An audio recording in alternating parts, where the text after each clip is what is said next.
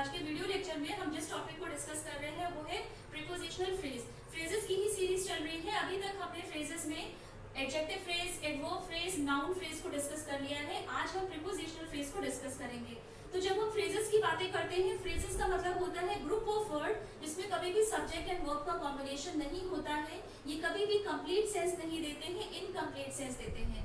तो जब हम प्रीपोजिशनल फ्रेज की बात करते हैं तो प्रीपोजिशनल फ्रेज वो ग्रुप ऑफ वर्ड होता है जिसमें हमेशा ही प्रीपोजिशन आती है, सेंटेंस में ऐड होके ये सेंटेंस की मीनिंग को बताते हैं या उसके बारे में और डिटेल में हमें बताते हैं।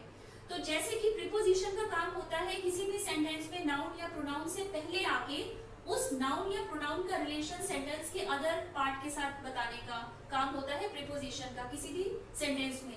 इसी तरह से जो प्रीपोजिशनल फ्रेज होते हैं उनका भी काम होता है सेंटेंस में नाउन या प्रोनाउन से पहले आके उनका रिलेशन सेंटेंस के अदर पार्ट के साथ में बताना। तो सबसे पहले हम देखते हैं कि प्रीपोजिशनल फ्रेजेस का मतलब क्या होता है। तो जब हम प्रीपोजिशनल फ्रेज की बात करते हैं, it is a group of word begin with a preposition. हमेशा ही जो प्रीपोजिशनल फ्रेज है वो प्रीपोजिशन से स्टार्ट होगा और and with a noun, pronoun, Geraint, a noun clause और अ नाउन फ्रेज। और जब इसी ग्रुप ऑफ वर्ड में जिसे हम प्रीपोजिशनल फ्रेज कहते हैं, ये स्टार्ट तो होगा किसी भी प्रीपोजिशन से, इन, ऑन, एट, विदाउट या कोई भी प्रीपोजिशन जो होगा उससे स्टार्ट होगा, लेकिन जब ये एंड होगा तो ये एज अ ऑब्जेक्ट अपने बाद में लेगा या तो नाउन को लेगा या प्रोनाउन को लेगा, जेरेंट को लेगा। जेरेंट हम बोलते हैं जब हम वर्ब की बेस फॉर्म में या वर्ब की रूट फॉर्म में जब हम आईएनजी को ऐड कर देते हैं और उस वर्ब से जब हम नाउन का वर्क लेते हैं तो उसे हम जेरेंट बोलते हैं। तो जेरेंट्स भी आ सकते हैं, एक नाउन क्लॉज भी आ सकता है प्रीपोजिशनल फ्रेज में, नाउन फ्रेज भी आ सकता है प्रीपोजिशनल फ्रेज में प्रीपोजिशन के बाद में। अब जब हम प्रीपोजिशनल फ्रेज की बात कर रहे हैं तो इसके स्ट्रक्चर को भी देखते हैं कि किस तरह से हम स्ट्रक्चर को फॉर्म करेंगे जब हम प्रीपोजिशनल फ्रेज को फॉर्म करते हैं। तो प्रीपोजिशनल फ्रेज के स्ट्रक्चर में सबसे पहले, क्योंकि प्रीपोजिशनल फ्रेज है तो प्रीपोजिशन आएगा, उसके बाद में मॉडिफायर आएगा। मॉडिफायर पूरी तरह से ऑप्शनल रहता है, मतलब किसी भी सेंटेंस में प्रीपोजिशन के बाद मॉडिफायर आ भी सकता है और मॉडिफायर नहीं भी आ सकता है। वो मॉडिफायर क्या होते हैं, वो या तो एडवर्ब होगा या एडजेक्टिव होगा या वो डिटर्मिनर्स हो सकते हैं।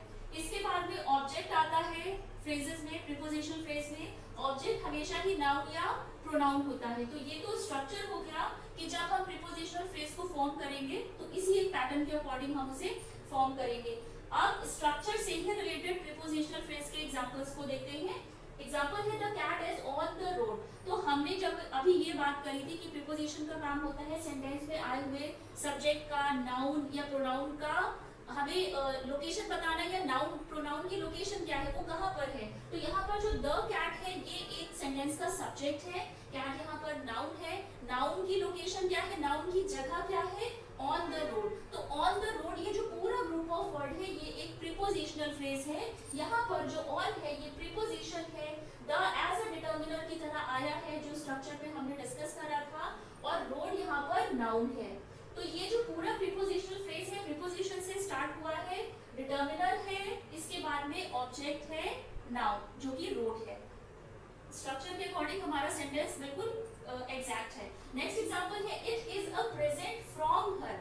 तो यहाँ पर जो फ्रॉम हर है ये एक पूरा प्रीपोजिशनल फ्रेज है। हमने ये डिस्कस अभी करा था कि स्ट्रक्चर के अकॉर्डिंग प्रीपोजिशनल फ्रेज में प्रीपोजिशन के बाद में मॉडिफायर आ भी सकते हैं, नहीं भी आ सकते हैं। यहाँ पर जो फ्रॉम है ये प्रीपोजिशन है और हर जो है वो प्रोनाउन है। तो फ्रॉम के बाद में मॉडिफायर ना आके सीधे सेंटेंस का ऑब्जेक्ट आ गया है जो कि है प्रोनाउन। तो फ्रॉम हर यहाँ पर एक पूरा प्रीपोजिशनल फ्रेज है जो स्टार्ट हुआ है प्रीपोजिशन से, एंड हुआ है प्रोनाउन पे।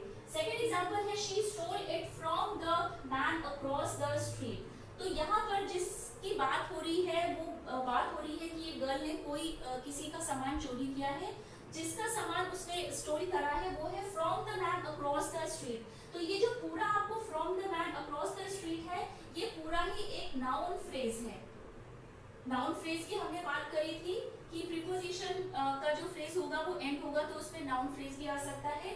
फ्रॉम यहाँ पर प्रीपोजिशन है, the man across the street ये पूरा ही एक नाउन फ्रेज है जिसने कंबाइन करा है प्रीपोजिशन के साथ और एक पूरा प्रीपोजिशनल फ्रेज को फॉर्म करा है। नेक्स्ट एग्जांपल है it is obvious from what he said.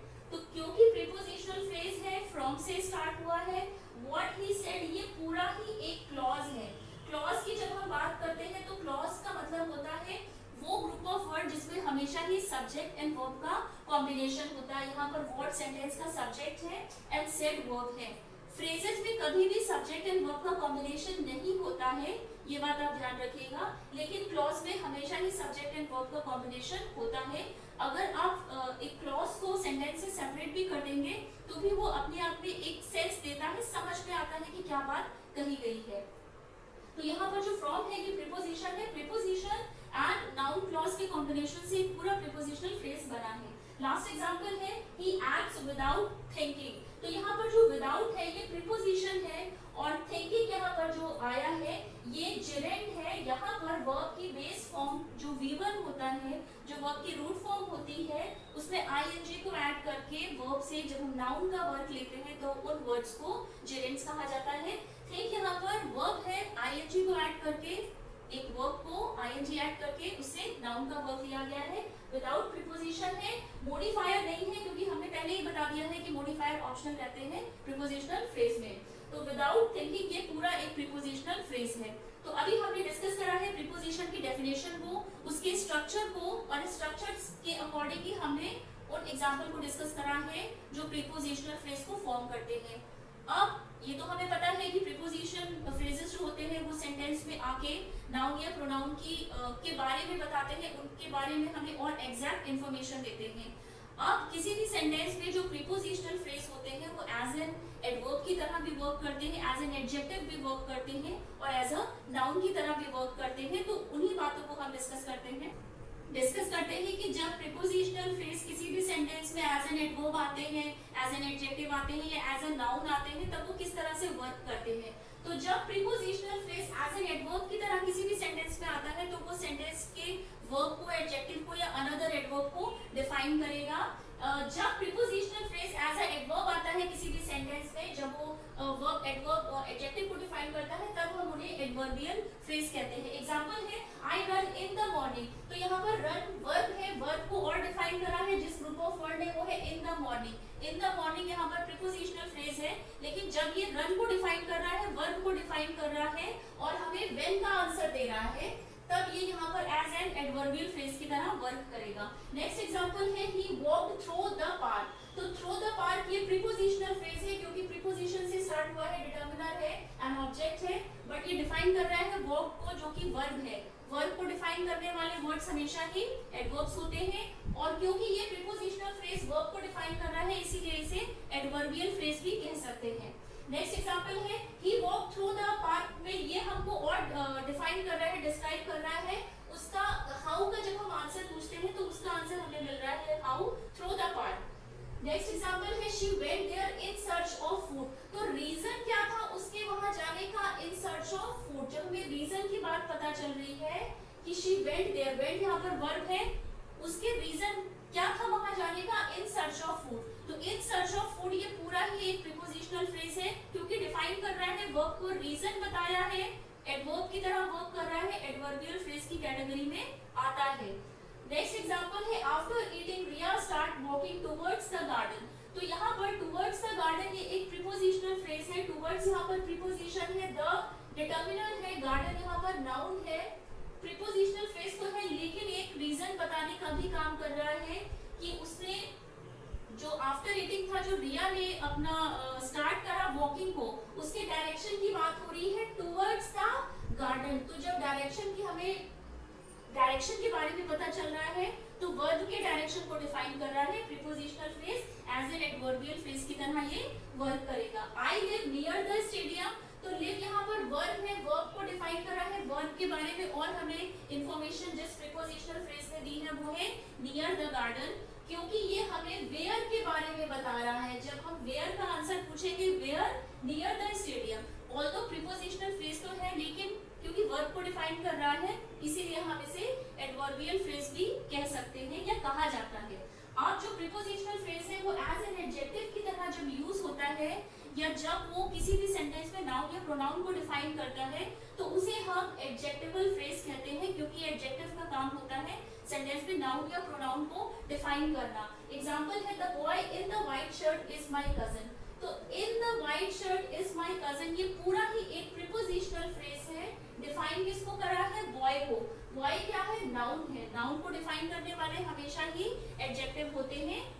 Preposition phrase का तो ये काम कर ही रहा है, क्योंकि इसने नाउन को और डिफाइन करा है, तो इन्हें हम एडजेक्टिवल फ्रेज की कैटेगरी में रखते हैं या इन्हें एडजेक्टिवल फ्रेज भी कहा जाता है। नेक्स्ट एग्जांपल है, she lost the book with the red cover. तो बुक यहाँ पर नाउन है, नाउन को डिफाइन करा है। कौन सी बुक खोई है, विद द रेड कवर, वो बुक जिसका रेड कवर था। प्रीपोजिशनल फ्रेज तो है, लेकिन क्योंकि इसने नाउन को डिफाइन करा है तो ये एडजेक्टिवल फ्रेज भी कहलाएगा, क्योंकि नाउन को डिफाइन करा है। They are writing a movie about his life.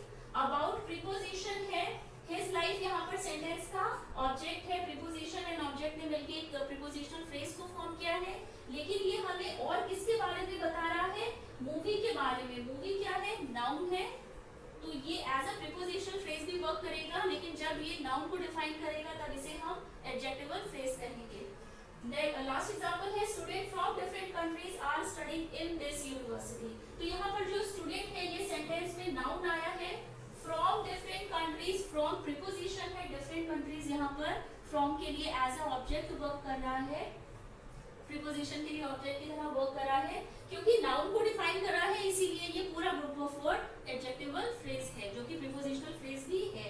अब जो प्रीपोजिशनल फ्रेज होता है, ये सेंटेंस में नाउन की तरह भी वर्क करता है, ये सेंटेंस में सब्जेक्ट या ऑब्जेक्ट की तरह आता है, और समटाइम ये सब्जेक्ट कॉम्प्लीमेंट की तरह भी वर्क करता है। तो एग्जांपल देखते हैं इसका, after the class is not the right time to meet her. अब यहाँ पर जो आफ्टर द क्लास है, ये पूरा ही एक प्रीपोजिशनल फ्रेज है। आफ्टर यहाँ पर प्रीपोजिशन है, द डिटरमिनर है, और क्लास नाउन है। अब अगर हमें ये चेक करना है कि ये एज अ प्रीपोजिशन फ्रेज आया है, नाउन की तरह वर्क कर रहा है, ये जो पूरा प्रीपोजिशनल फ्रेज है ये नाउन की तरह वर्क कर रहा है, तो यहाँ पर या तो हम नाउन इस प्रीपोजिशनल फ्रेज को हटा के हम या तो नाउन को ऐड कर सकते हैं या प्रोनाउन को भी ऐड कर सकते हैं। जैसे कि अगर हम यहाँ पर आफ्टर द क्लास की जगह अगर हम दिस लिख देते हैं, this is not the right time to meet her, तो भी सेंटेंस ग्रामेटिकली करेक्ट है। तो दिस क्योंकि यहाँ पर एज अ प्रोनाउन की तरह आया है, इस पार्ट को हम रिप्लेस करके प्रोनाउन का यूज भी कर सकते हैं। लास्ट एग्जांपल है, the meeting point is behind the school. तो जो बिहाइंड द स्कूल है, ये प्रीपोजिशनल फ्रेज है। बिहाइंड प्रीपोजिशन है, द डिटरमिनर है, स्कूल नाउन है, सब्जेक्ट कॉम्प्लीमेंट की तरह आया है, सेंटेंस का सब्जेक्ट है द मीटिंग पॉइंट। इस यहाँ पर क्या है, एज अ लिंकिंग वर्ब आ रहा है, तो सेंटेंस में बिहाइंड द स्कूल को लिंक करा है सेंटेंस के सब्जेक्ट के साथ, सब्जेक्ट को कॉम्प्लीमेंट कर रहा है लिंकिंग वर्ब के थ्रू, करेक्टेड है। तो यहाँ पर behind the school as a subject complement की तरह आया है।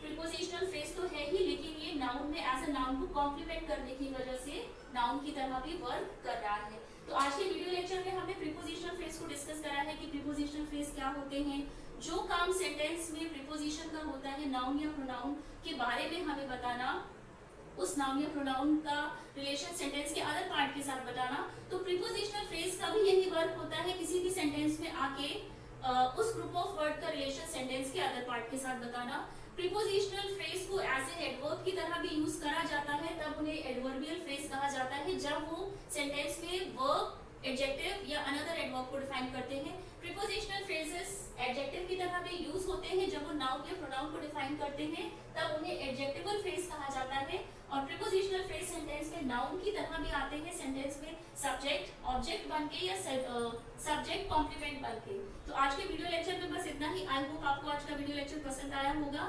इससे पहले इस चैनल पर जो भी वीडियोस बन चुके हैं वो सभी चैनल की प्लेलिस्ट पर हैं, वहां भी जाके आप प्रीवियस की वीडियोस देख सकते हैं। टिल देन टेक केयर, मिलते हैं अपने नेक्स्ट वीडियो लेक्चर में।